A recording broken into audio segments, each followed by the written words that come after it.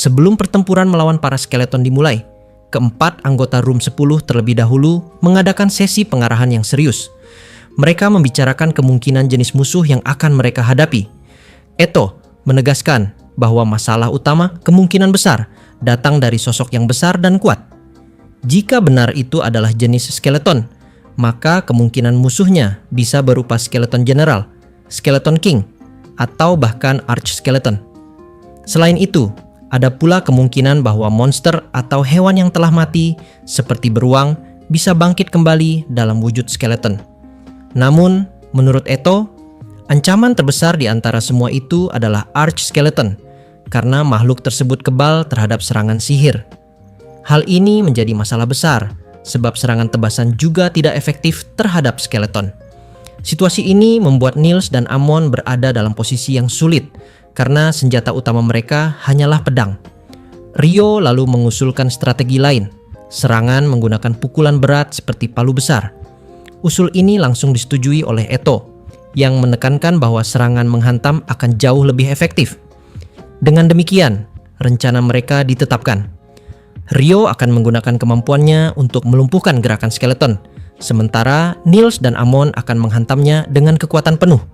Langkah pertama mereka adalah menyingkirkan para skeleton yang berjaga di depan kuil. Eto maju dengan tenang, mengangkat doa penuh wibawa. Ia mengucapkan mantra pemurnian yang suci, Turn Undead. Seketika, 30 skeleton yang terperangkap dalam jangkauan sihirnya hancur lenyap satu persatu, menghilang tanpa jejak. Namun, sihir itu menguras tenaga luar biasa. Eto jatuh berlutut, terengah, kelelahan akibat mengusir begitu banyak undead sekaligus. Ryo segera menawarkan air dingin dari sihir es miliknya, membantu Eto memulihkan sedikit tenaganya. Sementara itu, Niels dan Amon maju menuju pintu kuil. Dengan penuh kewaspadaan, mereka mendorong pintu berat itu perlahan. Meski telah tertutup begitu lama, pintu kuil terbuka lebih mudah dari yang mereka kira. Meski tetap menimbulkan debu tebal yang menyelimuti udara. Saat kabut debu perlahan mereda, sosok mengerikan mulai terlihat. Berdiri tegak di dalam kegelapan, menjulang lebih dari 2 meter, tampak satu makhluk menyeramkan, yaitu dia adalah arch skeleton. Makhluk itu adalah jenis undead paling berbahaya, kebal terhadap sihir, dan menjadi ancaman besar bagi kelompok Room 10. Niels dan Amon segera bersiaga, menarik pedang mereka dengan penuh kewaspadaan. Namun, Ryo segera bertindak. Dengan sihirnya, ia menciptakan senjata baru bagi kedua rekannya, Ice Creation Hammer. Bilah pedang mereka terbungkus es padat, membentuk palu raksasa yang kokoh dan berat. Niels dan Amon menguji ayunannya, merasakan bobot luar biasa yang mampu menghantam musuh sekeras batu karang. Sementara itu, Ryo sama sekali tidak ada niat untuk dapat ikut bertarung secara langsung. Karena setelah Ryo sudah melihat penampakan dari bos skeleton ini, Ryo pun langsung sadar bahwa musuh ternyata sangat lemah. Bahkan jika Ryo cuma pakai teknik sihir basicnya, Ryo tetap percaya dia pasti bisa menang walaupun arch skeleton tidak mempan terhadap sihir. Sebagai gantinya, Ryo akan berperan sebagai support saja. Dia berniat untuk dapat membantu teman-temannya sekaligus memberikan pengalaman bertarung yang intens menuju kepada teman-temannya.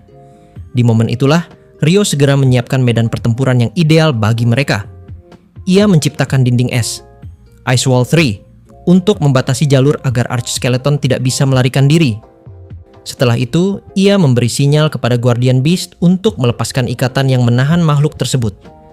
Dengan sihir khusus yang dinamainya Ice Flower, Ryo melepaskan cahaya indah ke langit. Kilauan butiran salju berhamburan, memantulkan sinar matahari senja seperti debu berlian. Sekilas, semua yang hadir terhanyut oleh pemandangan memukau itu, seakan lupa bahwa pertempuran mematikan sedang menunggu. Namun, seketika konsentrasi mereka kembali. Ikatan Guardian Beast terlepas, dan Arch Skeleton mulai bergerak. Seperti semua undead, ia tertarik pada kehidupan, membenci yang hidup, memburu mereka, dan menyeret mereka menuju kutukan yang sama. Makhluk itu melangkah keluar dari kuil, bergerak lambat namun penuh ancaman, sampai akhirnya mencapai medan yang sudah disiapkan. Tepat di sana, tubuhnya menabrak ice wall dan terhenti. Ryo segera melanjutkan sihirnya. Ice Bun, permukaan licin tercipta di bawah kaki monster itu. Arch Skeleton berulang kali mencoba berdiri, namun selalu terpeleset dan jatuh. Ia tidak mampu menyeimbangkan diri di atas es yang mematikan itu. Ketika dinding es dilepaskan, giliran Niels dan Amon maju. Dengan palu es raksasa di tangan, keduanya mengayunkan senjata mereka dengan penuh tenaga. Suara hantaman logam beradu dengan tulang terdengar keras. Namun, tubuh Arch Skeleton terbukti keras bagai batu. Meski demikian, kerusakan mulai terlihat sedikit demi sedikit. Serangan pun berlanjut tanpa henti. Palu es menghantam tubuh undead itu berkali-kali, memecahkan sebagian rangkanya meski perlahan. Arch Skeleton yang tak memiliki serangan jarak jauh maupun sihir hanya bisa tergeletak tak berdaya di atas permukaan licin itu, menjadi sasaran empuk bagi gempuran bertubi-tubi. Pertarungan baru saja dimulai, dan meski sulit, strategi mereka perlahan-lahan menunjukkan hasil. Tapi masalahnya, meski serangan Niels dan Amon mengenai sasaran, kekuatan mereka masih terbatas. Niels hanya seorang petualang E-rank, sementara Amon berada di F-rank. Setiap hantaman palu es tidak menimbulkan kerusakan besar. Pertarungan ini jelas akan berlangsung lama, sebab Arch Skeleton itu mampu bertahan meski tubuhnya digempur terus-menerus. Undead raksasa itu berusaha bangkit, namun akhirnya menyerah pada postur berdiri. Ia merangkak dengan kedua tangan dan kakinya, mencoba bergerak maju. Namun, sebagaimana telah diprediksi Rio, usaha itu sia-sia. Tubuh besar itu justru terus meluncur di atas permukaan Icebarn yang licin tak terbayangkan. Arch Skeleton terjebak, tak bisa menemukan pijakan. Es buatan Rio bukanlah es biasa. Di balik keindahannya, tersimpan rahasia yang lahir dari perpaduan sains dan sihir. Ia memahami bagaimana ikatan hidrogen dalam molekul air bekerja, bagaimana susunan ganda dan rangkap dari molekul di permukaan menciptakan lapisan licin layaknya ribuan bola kaca yang bergulir. Dengan pengetahuan itu, Rio membentuk es yang bukan hanya keras bagai baja, tapi juga mustahil untuk dijadikan tumpuan. Bahkan undead raksasa itu tak mampu bangkit meski mengandalkan keempat anggota tubuhnya. Arch Skeleton pun mengubah strategi dari berdiri dengan dua kaki, jatuh ke posisi merangkak, hingga akhirnya terkapar menempel di tanah, seolah berusaha meningkatkan daya gesek dengan memperluas bidang sentuh. Namun, semua percobaan itu tak mengubah kenyataan. Ia tetap tak bisa bergerak, apalagi melompat keluar dari jerat sihir Rio. Sementara itu, Niels dan Amon terus menghujani serangan tanpa henti. Palu es mereka menghantam rangka keras itu berkali-kali, dentumannya menggema di udara. Sudah 15 menit mereka bertarung tanpa jeda. Stamina yang mereka latih dengan keras belakangan ini kini benar-benar diuji. Dari sisi medan, Rio bisa melihat keduanya mulai kelelahan. Rio sudah bersiap untuk menggantikan mereka bila diperlukan. Serta, Rio pun sudah bersiap untuk dapat membantu mereka untuk dapat bertarung demi bisa mengalahkan monster itu dengan cepat. Namun, meskipun sudah di ambang batas, faktanya, semangat juang kedua rekannya tidak padam. Nafas terengah, keringat bercucuran, namun mata mereka tetap menyala dengan tekad yang sama. Hingga akhirnya, saat Niels kembali mengayunkan palunya dengan teriakan lantang, terdengar bunyi kerak yang memecah udara. Tulang leher Arch Skeleton patah, cahaya merah yang menyala di kedua rongga matanya meredup, lalu lenyap sepenuhnya. Monster itu runtuh, tak bergerak lagi. Pertarungan melawan Arch Skeleton akhirnya usai. Niels dan Amon roboh di tanah, kehabisan tenaga setelah memukul tanpa henti selama begitu lama. Niels menenggak air dari botol di pinggangnya dengan tergesa, hingga sebagian tumpah membasahi dirinya. Amon justru terbaring telentang, tangan dan kaki terentang lebar, mencoba mengatur napas. Namun, semua usaha keras itu tak menghadirkan imbalan yang mereka harapkan. Seperti kebanyakan undead, Arch Skeleton tidak meninggalkan Magic Stone setelah dikalahkan. Ketika Rio mengumumkan hal itu, wajah Niels dan Amon tertunduk lesu. Kenyataan pahit itu semakin berat dirasakan setelah pertarungan panjang yang menguras tenaga. Tak lama kemudian, Grandam bersama Bulan menghampiri. Mereka sejak awal mengamati jalannya pertempuran dari kejauhan. Grandam menanyakan apakah aman untuk masuk ke dalam kuil. Rio memastikan tidak ada gerakan mencurigakan, sehingga Grandam melangkah masuk bersama Bulan, diikuti Eto dan Rio. Niels dan Amon tetap di luar, masih beristirahat. Bagian dalam kuil ternyata luas, sebesar kolam renang panjang 25 meter. Tidak ada hiasan atau ornamen lain selain sebuah altar yang berdiri di ujung ruangan. Di atas altar itu terpajang sebuah patung perempuan setinggi 1 meter, serta sebuah orb hitam retak, pecah sebagian seolah pernah menyimpan sesuatu yang kini hilang. Rio teringat pernah melihat orb serupa di Dungeon Lune, tepatnya di antara lantai 40 dan 39. Bedanya, orb di kuil ini lebih kecil dan sudah rusak. Grandam menatapnya lama, lalu mengingat cerita lama. Konon orb itu dulunya berkilau indah, namun seiring waktu diselimuti kegelapan hingga akhirnya pecah. Inilah sisa peninggalannya. Ia menyatakan kuil akan tetap tertutup seperti sebelumnya. Pemulihan orb itu bukan kekuatannya, sehingga tugas itu akan ia wariskan pada generasi berikutnya. Dengan senyum ringan, Grandam menyebut bahwa calon Shrine Maiden sudah ada, yaitu Sana, ipar Nils. Generasi baru bahkan punya potensi lebih kuat dibanding dirinya yang dahulu hanya seorang diri. Jika berhasil, mereka tak hanya bisa menjalankan ritual di desa, tapi juga di kuil ini. Pembicaraan kemudian beralih pada sarang goblin yang baru saja mereka hancurkan. Ada kemungkinan aliran kekuatan dari kuil ini juga terhubung ke sana, sama seperti Guardian Beast. Bila dibuat segel di dalamnya, goblin tak akan mampu lagi naik ke permukaan. Grandam pun berencana meminta Bulan menemaninya ke lokasi itu esok hari. Beban lama yang ia pikul perlahan terasa berkurang. Untuk pertama kalinya setelah sekian waktu, raut wajah Grandam memancarkan ketenangan dan kebahagiaan. 5 hari setelah menjalani misi di dalam desa Abali, keempat anggota Room 10 pun kini sudah kembali ke kota Lune lagi dengan selamat, membawa kabar keberhasilan misi mereka. Perjalanan pulang berjalan tanpa hambatan berarti, dan menjelang senja mereka tiba di Lune. Seperti biasa, Gil petualang dipenuhi orang pada jam itu. Dari balik pintu, Nils, Eto, dan Amon sempat menghela napas lelah melihat ramainya ruangan. Alih-alih menunggu lama hanya untuk melapor, mereka memutuskan untuk membersihkan diri terlebih dahulu. Kebetulan, tidak jauh dari Gil terdapat pemandian umum yang sering mereka kunjungi. Malam itu, keempatnya berendam di ruang pemandian luas, membiarkan kehangatan air mengendurkan tubuh setelah perjalanan panjang.